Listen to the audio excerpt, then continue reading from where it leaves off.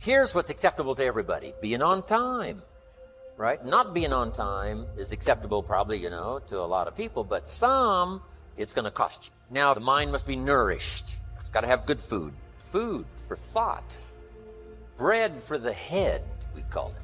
Yes, you need a slice of toast in the morning, right, for your body, but you need a slice of cassette. A slice of cassette you put in the car system and listen and listen. Let something feed your mind.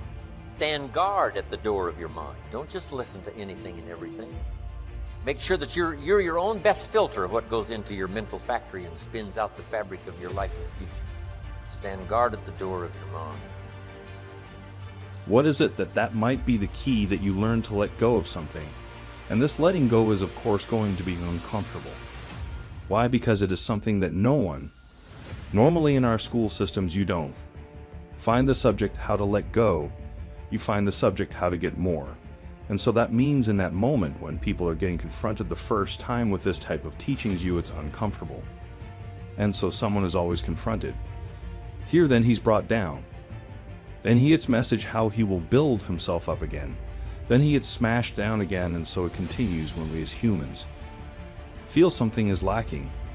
The answer is just consume more, which means just go out and look where you're going to find something that is going to fill up that gap, to fill up that hole that you are feeling. That is the approach that we have outside. You need a good library. In this library, you need all kinds of diversity. You need a book on Gandhi and you need a book on Hitler.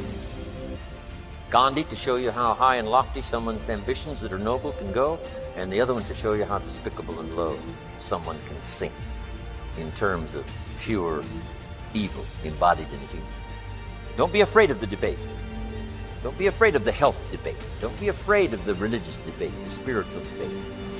Don't be afraid of something you believe in to be challenged, because that's where the vigor and the flourishing of something is. It survives the debate. If it survives the debate, it's a pretty good idea. A senator in Washington, D.C. says, I got a great idea. Somebody says, oh, let's grab it and run with it. Say, no, we don't just grab it and run with it. What's the Senate for? To debate.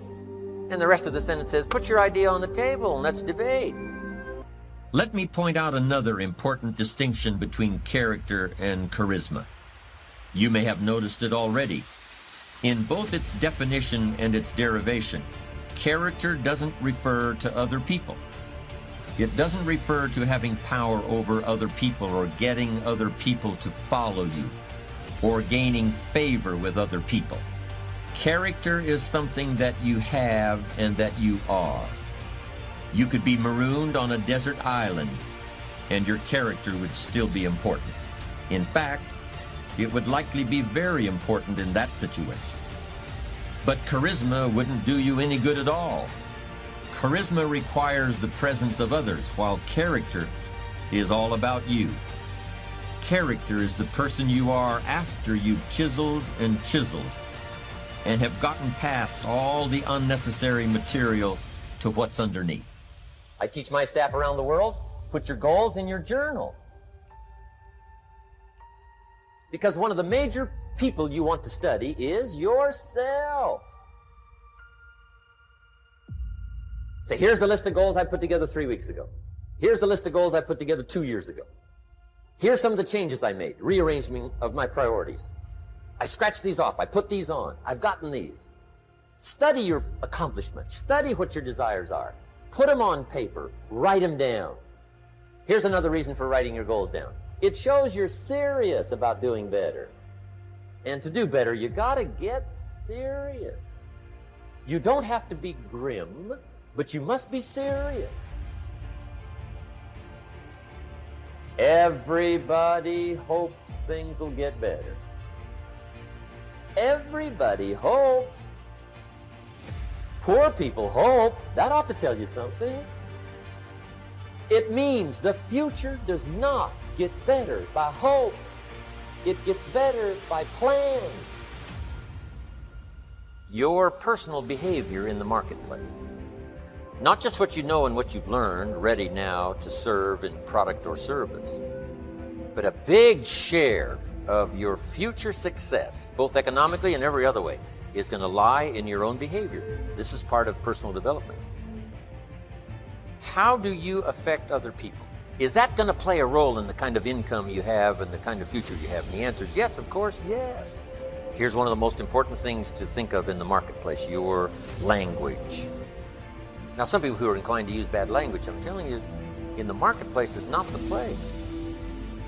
To use bad language in the marketplace, it's too costly. If you were to add up what it really cost, I'm telling you, you'd be a lot more careful. You've got to shift gears from the bar language to the marketplace language. Some things you can get by with telling a dirty story and, using a little profanity in the bar, but now when it comes to the marketplace, you've got to be careful. Everything will change for you if you will change. You don't have to change what's outside. All you've got to change is what's inside. To have more, you simply have to become more. And then he said, don't wish it was easier, wish you were better. Start working on yourself, making these personal changes. And he said it all. Change for you. Don't wish for less problems, wish for more skills. Life is going to happen. And you're going to set a plan, and you're going to have a vision, and you're going to hope that it's going to turn out perfect. But what so often happens in life is that things get burned and things go the wrong way, and it's in that moment that you're going to have to choose your reaction. Do you have a choice to make? Do you have the right reaction, or do you have the wrong reaction? Some of us were tempted, I'll just lay here, and it will pass over me. I'm telling you, you will be in a vicious cycle forever. You have to get up. Some of you have been knocked out by light, and you got up and saw the blood. He hit me. Sometimes in life you have to hit back, recycle your pain, get something from it. You're already in pain. Use it, do something with it, allow it to take you to the next level. Allow your pain to push you to greatness. Here's a key phrase: beware of using inside lingo on the outside world. All the computer guys had to learn that, right? They got off in this spacey kind of language stuff, and they found out people that bought their computers didn't know how to run them simply because they couldn't understand the language. Now they had to say, well, we can use this language among ourselves, the computer lingo among ourselves, but we got to shift gears now in the marketplace and make this user-friendly in terms of language that people can understand.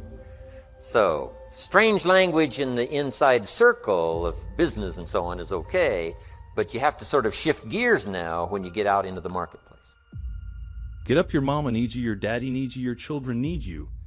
Get up, your why is going to push you when you can't push yourself. When you want to quit and give up, your why is going to give you that edge you need, that advantage you need, that lift that you need to get to the next level. Your why, you better go inside. You still looking outside for the stuff that's already inside. You're still looking for someone to save you when you're already your superhero. You're looking for some information from somebody when you already got what you need in your head. It's just time for you to get up and be the best version of you.